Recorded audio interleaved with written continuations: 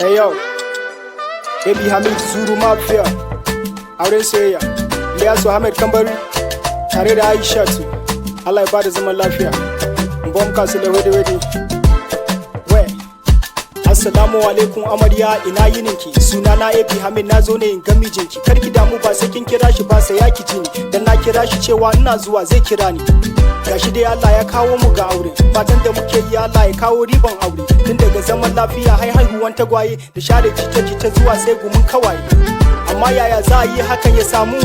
Dan fatan mu kada shedan ya riga mu, wayanda ba sa son auren kada a ce sun riga mu.